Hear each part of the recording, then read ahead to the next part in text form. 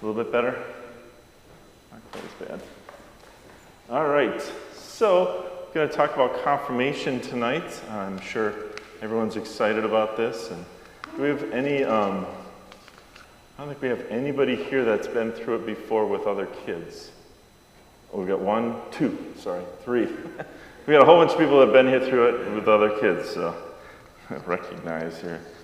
The two main sheets I want you to have in front of you are the yellow sheet and the tan sheet. So the covenant and the schedule, I think those are probably the ones you're going to want to follow along on the most. We're going to kind of walk through the covenant as the kind of the structure to our discussion tonight, explaining everything, and then I'll get into the different parts of confirmation night. If you have questions at all, just raise your hands, okay? Interrupt me, I'm happy to answer things. There should be clipboards coming around. I don't know if you've seen them. Who's got them? Over here. So there's one that's, if you can help out as a chaperone with retreat, you can sign up here. And then the other one, are you done with these? Okay, you're going to look at those next. And then the other one is signing up for treats. Everybody likes treats, right? You got to get the treats in there. That's important. So, all right, well, let's just get going on confirmation. Basically, if you look at the yellow sheet, the easiest way to say how confirmation is going to work this year is we meet on Wednesday nights. So if you get that down, it's pretty simple. Wednesday nights, 7 o'clock we start, and we end about 8:30. So if you kind of block those off through Ash Wednesday, you'll be all set. And actually, if you even kind of go through Easter, that helps out too. So when you look at it, you'll notice that a couple different things going on those Wednesday nights. The first one is our big group nights. And if you turn to the green sheet, I'll explain what the big group nights. On one side of the green sheet, you have kind of the definition of how the big group nights work. So those are really our teaching nights. Okay, that's the night where all of us come together, 7th and 8th graders. We don't have our 8th graders here tonight. They kind of know about the program, so we didn't make them sit and listen to me tonight. But essentially, that's our time where we all come together. We will be doing lessons, and you can see on the yellow sheet what those lessons are. So this year we are walking through the Bible in real big strokes. Okay, so you'll notice what the themes are for those lessons. So the first one's on creation, the second one's on Adam and Eve and the fall. The third one gets into people of promise, so Abraham and the covenant. Then we get into Moses and the Exodus, and then we get into all the kings and Israel coming together as a nation, and then we get into Psalms of wisdom, some of that poetic literature, and then we get into prophets. Then we have who Jesus is in 3 major strokes: priest, prophet, king. And then looking a little bit at the church that's formed right after Jesus ascends in the book of Acts and the early church. And then we talk about Paul and then a little bit on Revelation, and we're done. So it's real big strokes that we get into the Bible. So this year we look at the Bible. Next year we will look at the catechism. So the 8th graders last year had the catechism. You'll have it next. So we kind of just keep flopping it. And so depending on when you start, you kind of get that timing. So this year, this is the way that works. So big group nights, as you see on your green sheet, really we start off with a little bit of opening. Sometimes it's announcements, what's going on, maybe some youth events coming up, maybe something I need to tell you about, maybe one of our service nights is about to take place, or anything you need to know. So we do a little bit of announcements. Sometimes there's a song. We usually start the week just kind of reminding ourselves what was said the last couple weeks, and we do that with a little quiz time. I make it fun. I try not to make it something that's horrible. So we have some treats usually, so if you answer questions, you get a sucker, that kind of thing. So it's simple, but the whole point is to kind of keep repeating what we learned. We keep thinking about all the stuff that we are working on through the year, so it's a repetition kind of thing. And with that, by the way, there is you'll notice a final exam on the 29th of January. So there is an exam, there is a time where you have to actually remember all the stuff that we learned. And I'll kind of keep helping you with that, with the quizzing, right? And I'll even give you a study guide that will help you to know what you need to know and be ready for the exam. So usually after we take that exam, we have about 90% of the class that gets 120% on the, even with the extra credit. And then we have a few people that obviously didn't even look at it and get like 50%. So, you know, it's the difference of those two. So it's pretty simple if you wanna learn this stuff and wanna apply yourselves.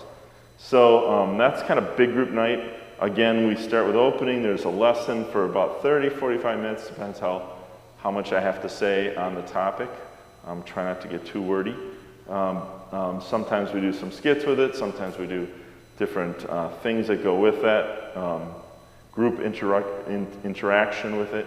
Then there's usually just a little bit of a snack time, and that's what that thing is you're signing up for. So we usually get about 5 families to do the snack each week.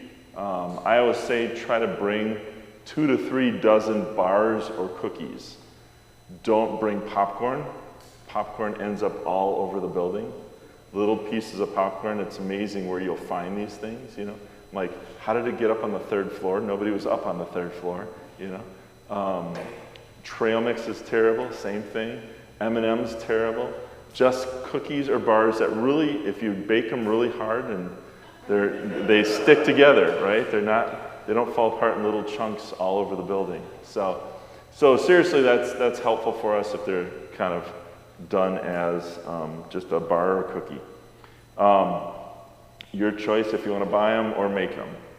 I will say, they do notice. So when you have 5 families worth of stuff out there, like, ooh, this stuff is homemade, you can tell. So people do get excited about this, but based on how much comes in that night, sometimes people forget their night, and that's also noticed. So it's one of those kind of things when 4 of the families forget and there's only 1 family there, so we're like, okay, everybody gets a half a cookie, and they get rationed. So, but if you forget, you can bring it the next week, and then we have a overabundance of cookies. So, anyway, snack time, and then we break into small groups. So, a big part of this program that I always hope for is the small group time, where you are getting to know another group of kids. I want you to get to know that small group. I want you to walk away from confirmation having gotten to know some other kids here in the church. St. Matthew's draws from about 8 different school systems. So I want people to get to know each other. Okay, we're not just at Longfellow, we're all over the place.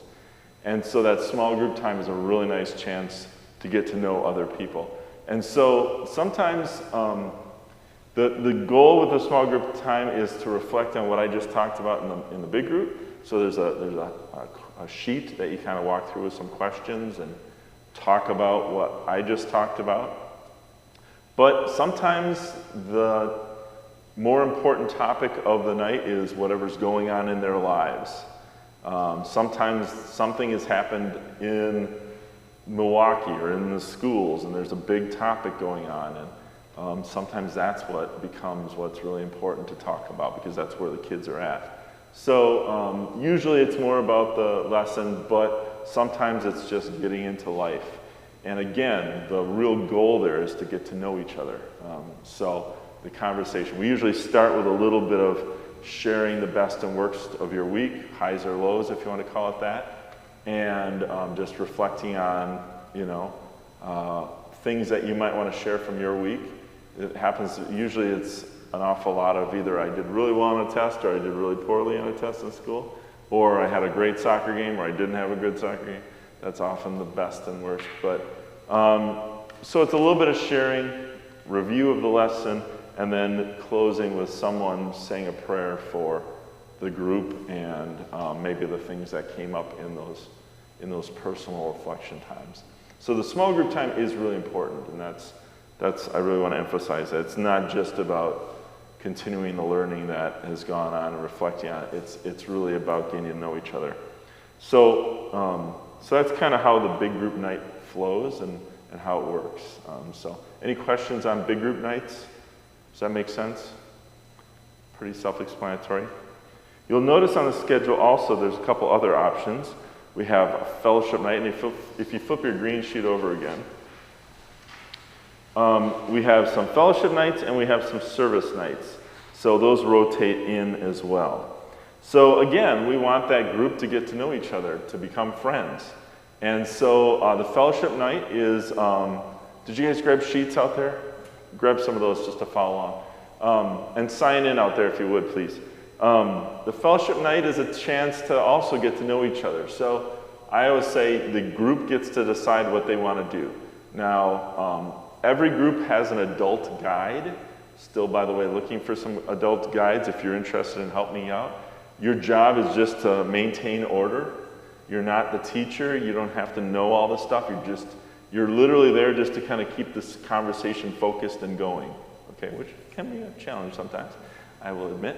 But when the group kind of says what they want to do, the adult does get a veto power. So saying we're going to go to Six Flags is probably not a good option, you know. It really is kind of something close to home here. I always say the best fellowship activities are the ones that get you learning about each other. So going to a movie isn't great because you're not going to talk at all. You're not going to experience learning about each other. But going to the mall, as long as we're going to the mall and we're going to talk about tastes and what things you like and get to know each other that way, and the adult will get to know you a little bit better in that regard too. That's fine as well.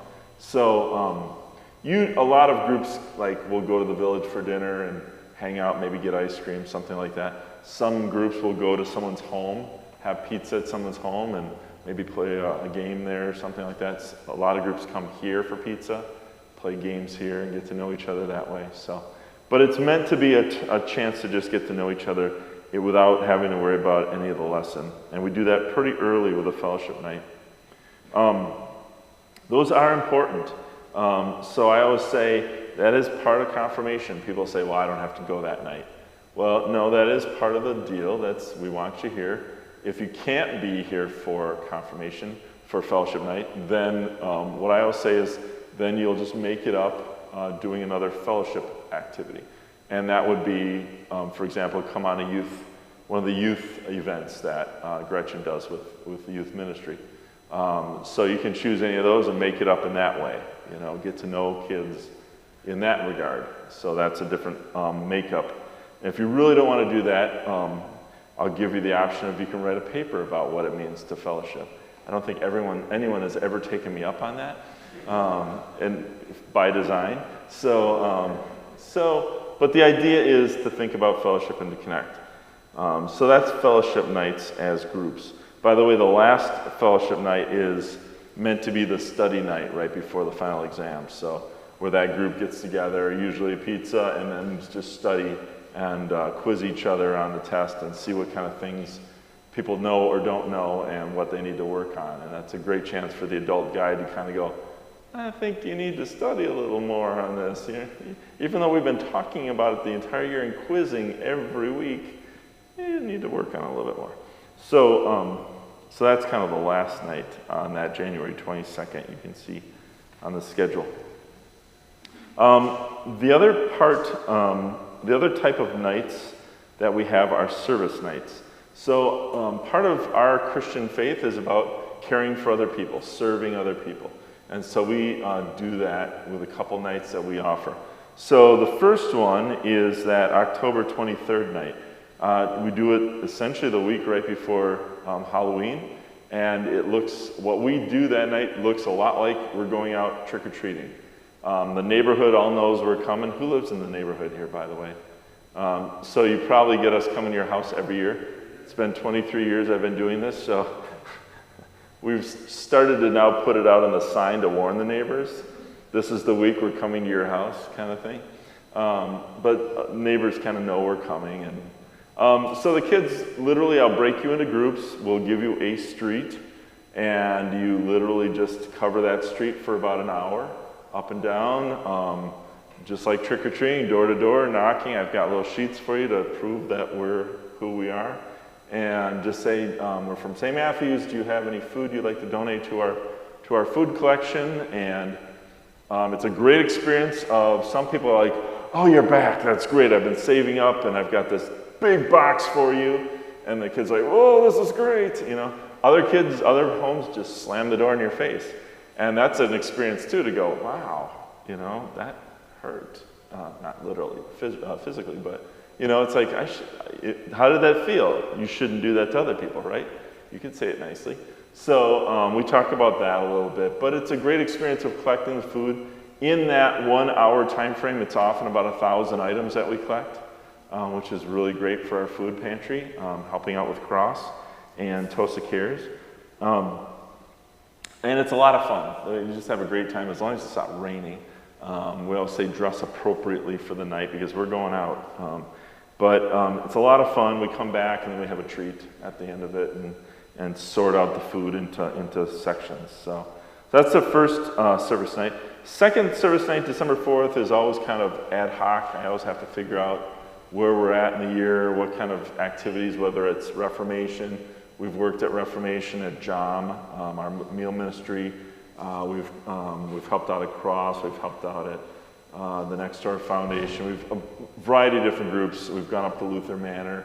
Lots of different things we've done. So that's always kind of, we'll see who's looking for some help at that time. That's the December 4th.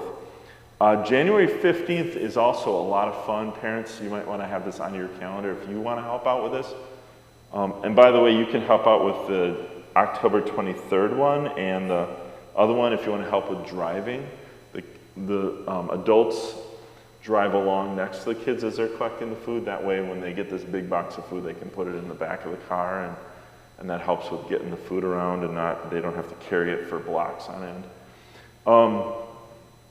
January 15th, we are scheduled to work at the Hunger Task Force over on Holly Road, over by Miller Park, Holly Road and 94.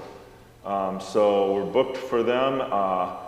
Because they can only take about 40 people at a time, we've got it booked into two shifts.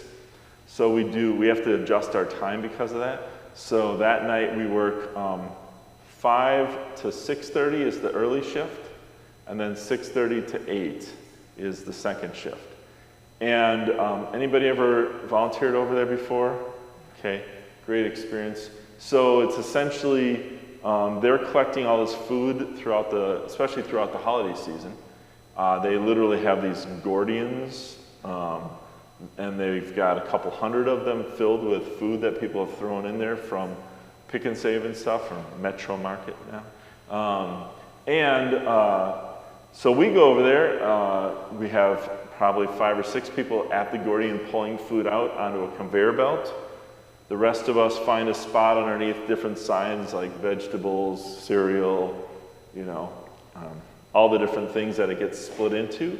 And as it comes down the conveyor belt, you're pulling off your one item and putting it in a box. Then the person behind you is keeping the box looking good, closing it up when it's done, sticking a label on it, and then putting on a pallet with the similar foods.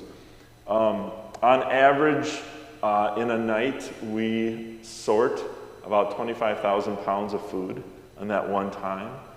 So it's a huge help that goes out to something like 100 different food pantries. So it's really needed and really, and it's a lot of fun. We just have a great time doing this. It's really an active thing. You also learn some stuff about food pantries because, I don't know if you know this, but they won't serve ramen noodles through the food pantry. And did you know ramen noodles will not break down in the landfill? Isn't that interesting? Makes you wonder what happens to our bodies when we eat these things, right? They also won't serve any of the junk food. They won't send out sugar items. They won't send out, so all of that goes into a garbage. So they want it to be healthy food that's going out to people's homes. So we get involved in some of that learning, but also just really actively serving. It's a great night. So that's January 15th is when we're doing that. And I always encourage parents to come along and help. You can get involved as well. And so I'll send you emails on that as we get closer to that night. So that gives you kind of a sense of how that whole schedule works with our Wednesday nights. Any questions on big group nights, service nights, fellowship nights? All right, thanks. Getting back to our covenant. So a couple things as we go through this. I want parents, all of you, to experience a little bit of what confirmation's like. So I ask you to come to the first night. So that's September 4th. And if you look at our schedule, that's a big group night that we're talking about creation. So it'll be a whole lesson on creation that I'll lead. And you get to be here for that lesson, and then we'll send the kids into their small groups, and we'll stay and answer any more questions and go through a few more things. But that's essentially September 4th that we ask parents to come. If you both can't be there, that's fine. A parent participant would be great if at least one person could come on that first night. Number 2, class attendance. Obviously, like anything I say, it's important to be here. Things happen, I get that. And so I understand people get sick, and unfortunately we live in a culture that does not recognize church. And so even Sunday mornings aren't recognized anymore. How many people are in tournaments on Sunday mornings and activities and lots of stuff. So Sunday morning is no longer a church morning. And it used to be we had Wednesday nights as a church night. So the schools wouldn't even, now it's concerts and it's practices and it's all sorts of stuff. So anyway, I ask you to be here, try to be here. When you can't, I will do what I'm doing right now, which is video record the lessons and put them up on YouTube. So if you can't be there that night, you can watch it whenever you want to watch it before the next lesson. Take notes on it and turn in those notes to me, and that'll be your attendance for missing. You'll still miss the small group, and I think that's a real valuable part, and so it's too bad about that. But obviously things happen, people get sick and all that stuff. So I try to make it at least that you can catch up on those kind of things. But we ask you to try to be here as much as possible. Number 3 on our covenant sheet, we already talked about servant and fellowship nights and how those work. By the way, if you can't be at a service night and you miss a service night, then I just ask you to do your own service project. Help one of your neighbors shovel their walk, rake their yard. If they need something else help with, or somebody else that you know of, grandma and grandpa need help with something, do your own hour worth of service someplace else. If you miss one of ours. So that would be the makeup for that. Number 4, worship attendance. Believe it or not, we think it's important to come to worship. Who would have thunk it, right? So, when you come to worship, people always want to say, well, how many times do I have to come? And it's like, well, I used to say, I don't know, mostly every Sunday. Well, really, that's a lot, Well, okay, how about like 40 times? 40 times? Okay, how about 30 times? So we say, let's try to be here like 30 times. And by the way, if you want to get it done really quickly, we have 3 services on a Sunday, so you can do all 3 and you'll be done in 10 Sundays. You can, move on. When you show up, in order to sign in, we have this red folder. It'll have the group listings, and you just show up and write, check off your name, okay? This book will be in what we call the room over here, the sacristy. That's where the pastors get their robes on. That's where communion gets prepared. That's where acolytes come in there to get their robes and get their candle lighters and all that stuff. So you sign in over there. So come and sign in for worship. And that'll be going on the whole year. So this is still going on for last year. Those that didn't make their numbers, people still come in and sign up. It's actually kind of a cool place to be, to hang out on Sunday morning. We're all in there having fun, so telling jokes. So usually, So worship attendants come to worship. And you choose to serve. By the way, if you go to somebody else's church service, you go with grandma to her church service, that's great, that counts. So all I ask you to do is to bring a bulletin to me. And then when you come back, just sign in on that week, and leave me the bulletin. I like to look at those and see what other churches are doing. So, okay? So that's what we do if you attend somebody else's church service. That's great. Sunday school, again, hey, it's great to come to Sunday school because that's another way to connect with people. So that's at 9:45. How often do I have to be there? 70% of the time? How about that? So shoot for that, but come to Sunday school. It's a nice chance to do that. We've got some great Sunday school teachers, don't we, Chris? You've heard? He's our 8th grade Sunday school teacher. 6 on the back side of the covenant sheet. On September 13th and 14th, we're having an overnight retreat. When I first started this program 23 years ago, we used to do the retreat closer to like December, and that's just when we did it. And after a couple years, something happened and we had to switch it to earlier in the season. I don't remember what it was, but I remember the complete stark difference from December to when we switched. As soon as we do that retreat, it's like the whole dynamic of the group shifts, and suddenly we're all friends. When you hang out for a night together, we play capture the flag, we eat pizza, we do a little bit of lesson time. I get one of those in there, but really it's a group bonding time, and I've really learned that really helps to launch the year. So I'm like, why am I waiting for December? Do that as soon as I can early in the year. So we do it right away, the 13th and 14th of September. So that's a Friday night until about, I think it's like 10 in the morning. You should have a sheet here. So the pink sheet gives you the details. We're done around 10 on that Saturday morning. So it's a lot of fun. It's really more about having fun and getting to know each other. We even do some name games to really try to burn in each other's names, which is fun too. We sleep over, pillow, sleeping bag, all your stuff, bring a treat or cold 12-pack to share, and then some $5 for pizza and for donuts and juice in the morning. So again, after that happens, everybody feels like now we're moving, and so it really works out well. So that's that first weekend.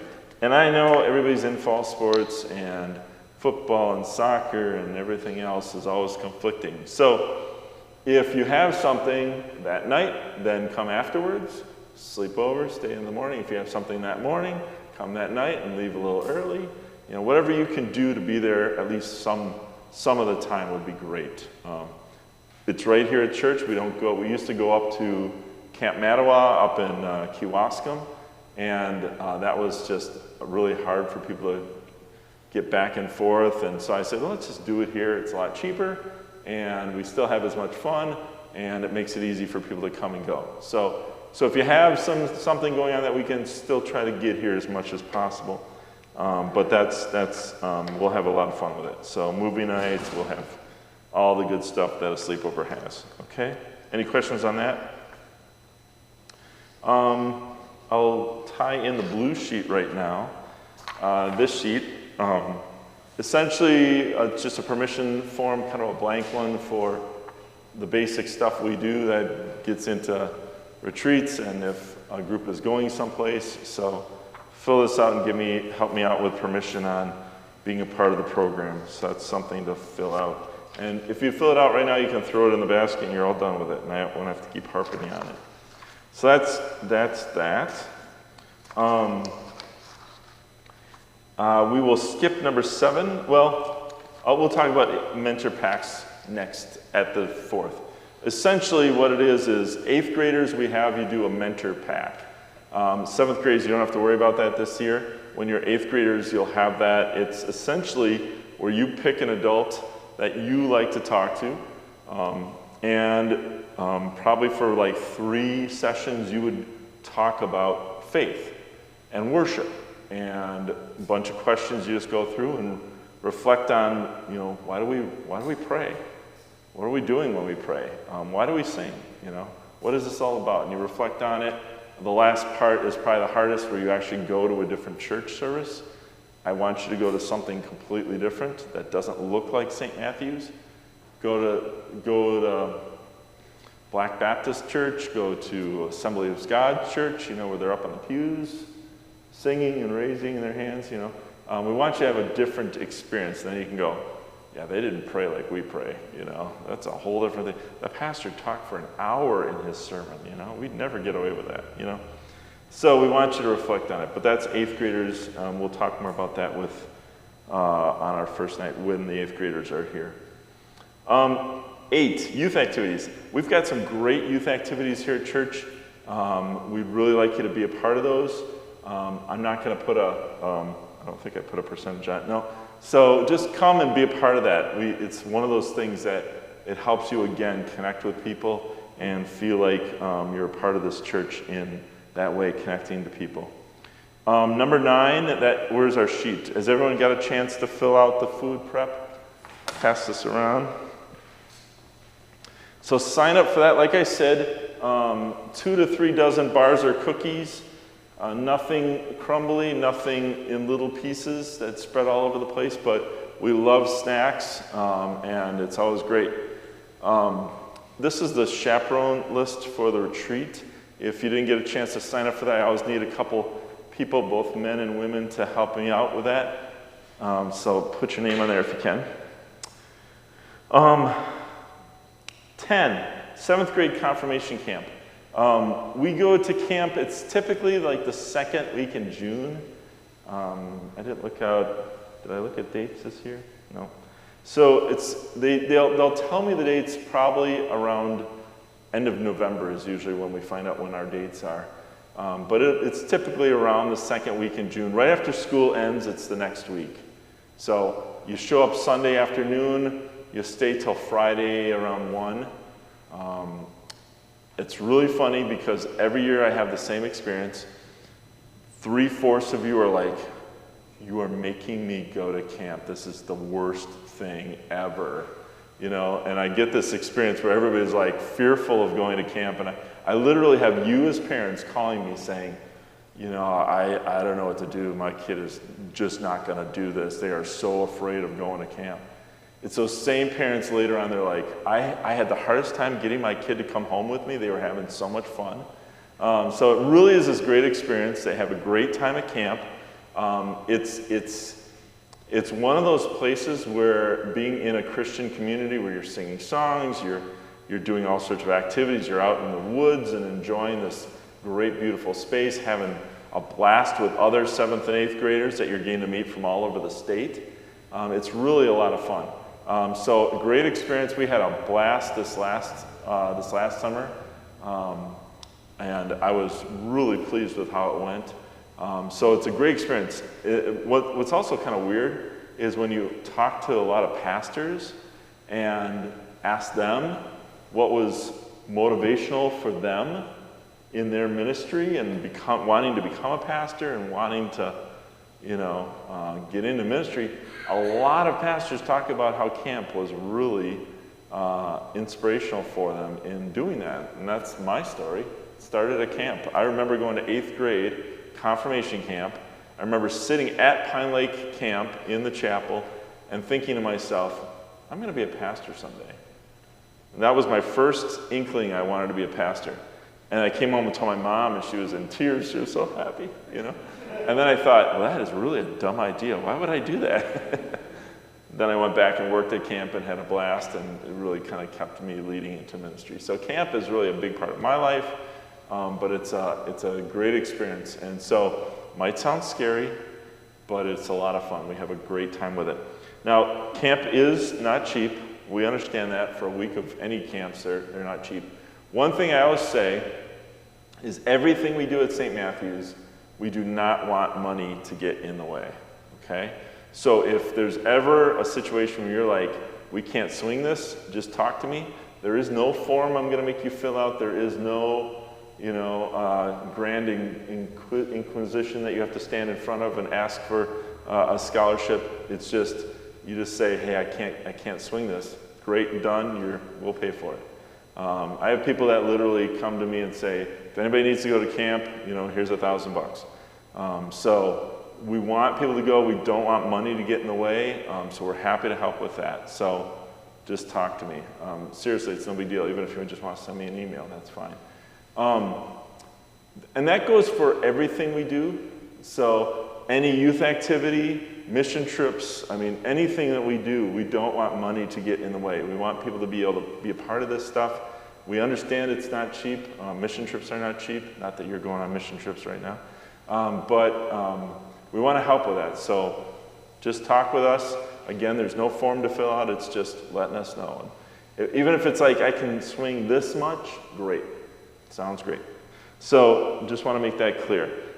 You'll get the forms coming up. Like I said, they usually come out around end of November when we find out what the actual week is. I'll send you the form, you fill it out. There's an initial deposit that gets it started, and then the final amount later on as we get closer. I think it's usually in March or April. But again, don't let money get in the way, all right? Any questions on camp? All right. It's a lot of fun, it really is. 11, one thing we want you to learn is how to participate in worship as a leader. So part of what confirmation is about, believe it or not, when you are confirmed, the church kind of sees you as an adult now. The church sees you as an active participant in worship.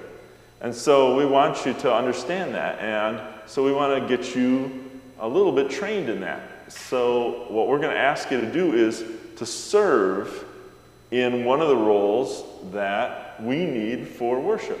So in order to have a worship service, you need all sorts of things. You need somebody to stand up front and say a bunch of stuff, right? You need people to lead worship. You need music. You need some ushers to help organize people and take offering. You need greeters to welcome people, to make people feel welcome. You need acolytes to help out with communion and light candles. You need communion assistants. We need nursery people. There's a lot of people that are active in helping the Sunday morning happen. And so you've got a light blue sheet, full sheet, that looks like this. We want you to pick to do 5 things throughout the year. Now, it could be the same thing, I suppose, but it's nice if you try different things. So check anything that you're interested in doing, ushering, even reading the lessons on Sunday morning, being nursery assistant, greeting. Check off which time works best for you. If you're an 8:30 person or an 11 o'clock person, check that off so we know. Put your information on here. You'll be entered into our digital system that we have. Adults, you probably know about this, right? Ministry Scheduler Pro helps us to organize and keep schedules, and then with this you'll get a text saying, hey, you're on for this Sunday, looking forward to seeing you at the 8:30 service as a greeter. And then you're like, well, I'm not going to be in town this week. Then there's a way to say, okay, I need a sub, and you can click it and get a sub. And it tries to make it simple for people to keep the schedule and help out. So fill this out. We want you to help out with around 5 things that you're doing. Now, one of the things that's not necessarily on here is, 2 things that aren't on here. One is being in a choir. If you would like to be in John's choir, the junior senior high choir, he meets at 6 o'clock on Wednesday nights. He literally stands around the piano over there, the group does. He makes it a lot of fun. John's great with kids. It's a great chance to just learn some fun songs. And then once a month, that group sings in worship. Okay? You do that, you're pretty much done with your time. I would still encourage you to do some other things and learn about other stuff and helping out. But that's a great way to participate. You can be a bell ringer if you want to be in that group with Jeff. He does those. I think that's Tuesday nights, if I'm right. You can be in the music group. That's something that's not necessarily on here. But John is going to give me sheets for the 4th. He wasn't able to get them to me today. But that's something that's coming up, being in the choir or in the bell group. Also, something that's not on here that everyone is going to be signed up for, unless you are fearful, and I have had people fearful of this, is being an acolyte, okay? What an acolyte is the person who gets to wear the really cool robes. You know, we've got really cool robes. It's got a cool rope that goes around, right? And then you get to be the one that lights the candles. Oh, by the way, we got new candles. Did you see last week's candles? They're like barely there. So yeah, he put new ones up. Good. So you get they're actually a lot harder when they're tall like this, especially if you're not as tall as me. So lighting the candles, that's part of acolyting. If it's a communion Sunday, it also means you're the person that helps out with communion. And you just essentially hold the empty tray as people, you know, put their glasses in it. We're going to have a training on what it means to acolyte. That'll be coming up. Usually it's after a couple classes, so probably end of September we'll do that. You'll all be starting to get on the schedule. Again, if you're one of those people that are like, I cannot do that. I've had a couple people that literally are in tears, and I'm like, okay, you don't have to be an acolyte. You know, I don't want anybody like, you know, having that much of an anxiety over being an acolyte. But it's kind of fun. It's not a big deal, and we'll show you how to do it. So acolyting is something we're going to put you all on the schedule unless I hear otherwise from you. Just let me know. Any questions on serving and helping in worship? All right, then the part B of number 11 on the covenant. So let me tie that into the yellow sheet and the schedule. So once we finish with the final exam, and by the way, like I said, you have to pass the final exam. If you don't pass the final exam, we give you multiple chances to take it. So if you don't pass it, I'll put a blank one in the office with your name on it, and you just show up any other time when the office is open. You come in and retake it. And if you don't pass it the second time, I'll put another one in there for you. You can take it third time, fourth time. I had one person do it 5 times once. If it's the kind of thing that you need a little help, me sitting with you and I'll verbally give you the test, I'm happy to do that. I'll even kind of say, are you really sure that's the answer you want to give me? But you remember how we talked about this? No. Oh, yeah, okay, that's the right answer. So I'll help you. But we do have to pass the test. And I always say you can get up to 5 wrong before you have to retake it, okay? Usually if you've studied, and especially with my study sheet that I've given you, people get the extra credit. It's usually like you're getting 100% plus. So anyway, once we're finished with the final exam, which is on January 29th, then we start getting ready for Ash Wednesday. Now Ash Wednesdays, the way the schedule worked out this year, we've got a couple extra weeks. So there's actually no confirmation for a couple weeks there. But then Ash Wednesday starts. And what we're asking everyone to continue to do is come on those Wednesday nights that we have the Lenten services at night. So Wednesday Lenten services are at 7:15, okay? And you'll see them starting there in March. Now, and it actually starts with Ash Wednesday. So what I'm going to do with every group is going to be in charge of one Wednesday night service. So your group will do everything. You'll be the greeters, you'll be the ushers, you'll be the acolytes, you'll be the readers, you'll be, if there's communion, like on Ash Wednesday or Good Friday, on Maundy, Thursday, you will do all of it, okay? Your group is in charge of everything. I will literally just say, your group is on for March 18th, and that's your night. Now, if for whatever reason that night doesn't work for you, I'm going to be in Florida, or whatever, whatever the reason is, you just pick a different Wednesday and go to that Wednesday and help out with that group.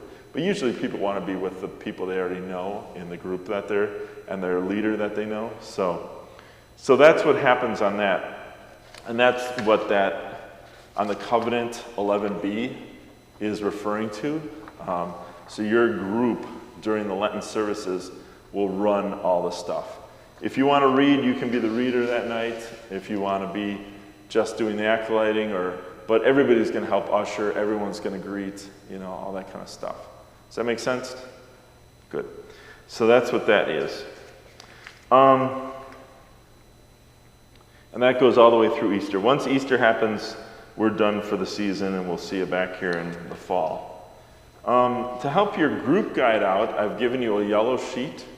And what I'm asking you all to do as kids is to fill this out and just tell the group guide who you are so that they can read this and kind of go, oh, I didn't know. This tells me a little bit about them. It helps them understand who you are. So, so fill this out and give this back to me either tonight if you get it filled out or on September 4th when you come. That's something. Also, the red sheet, the WOW night. One thing we do with our youth ministry is before confirmation, any big group confirmation night, not service nights, not fellowship nights, big group nights when we're doing the lesson, we have, starting at 5:30, I'm pretty sure, 5:30, we will do a time where you can just hang out in the youth room. Bring your homework, hang out with other people. Gretchen puts dinner together, so we usually rotate it between pizza and make your own sandwiches or taco bar. And so it's just, we kind of keep rotating that, and it's always a lot of fun, always good desserts, and eat as much as you want. So it's kind of an all-you-can-eat kind of thing. And I think it's $5 for that. So just bring $5 to share. Again, don't let money get in the way if you can't. Just show up. But that's going on big group nights.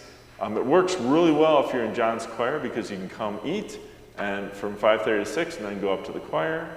That's something that a lot of people do too. So this is our WOW nights, what's on Wednesdays. But it's a great chance to just hang out, get to know each other, do some homework, be there. So that's something coming up as well. Any questions to any of this? I'm trying to think if I missed anything. I think that's most everything. But so confirmation, it's a great chance for us to think about our faith, reflect on that. By the way, I should have said, this is 7th and 8th grade confirmation. When you get into 9th grade, you'll be with Pastor Matt and Gretchen. They meet for about 10 weeks, and then you are actually confirmed then on the second Sunday in November in your 9th grade year. We used to do the full year in 9th grade, but 9th grade is, if you think you're busy now, when you hit 9th grade, it just goes up twice as much. So it makes it that much harder to be a part of things. So that is more of a reflection just on faith. This is Bible, catechism, still reflection on faith, but that becomes who are we as people of faith and reflections that way with their time, and then you're confirmed at that time. Really, all of this is about gaining understanding so that when you are there on Confirmation Sunday, which is another way of saying you are affirming your baptism, that's what confirmation is, the affirmation of baptism service, that's a chance where you can say, yeah, all this stuff I've been learning, all this stuff I've been a part of my life in the church is important to me. And yes, I am affirming what God did for me in my baptism. And so it's kind of that affirmation time where we affirm that. So that's what kind of confirmation is. It's that whole learning and reflection and thinking about who we are as people of faith. Any questions people have? All right. And do we have our forms? Did everybody get to see the clipboards? Yes? I'll make a plea again right now. If you are interested in being a group guide, I still need a couple. And you would have a group of about 6 or 7 of boys or girls. You would have your kid in your group, which some people go, well, I don't know about that. But that always works out well, especially because you're going to the same places for fellowship. If you are going to the mall, you go together. And it also becomes a nice chance to get to know each other in a different way. You are not the teacher. You do not have to know all this stuff. You're literally just kind of helping out, keeping the group focused and moving towards the goal of the night. So if you're interested, talk with me about that. All right? Great. Well, thank you all for coming. Can we close with a word of prayer? All right? The Lord be with you. The Lord be with you. We are Lutherans after all, right? Let's pray. Dear great and gracious God, thank you for our day that we enjoyed, our work that was given to us, the time we had to rest. For all of it, Lord, we thank you for the day. We thank you for planning and preparing for confirmation coming up in the fall, that we may seek to draw closer to you. We thank you for all this, and as we go home tonight, we ask that you help us to rest so that we can be ready to serve you again tomorrow. We thank you, and we lift up your name. In Jesus' name we pray. Amen. Thanks, everybody. If you did get anything filled out, you can put it in the basket back there, okay? And if you have any questions for me, you can come on up.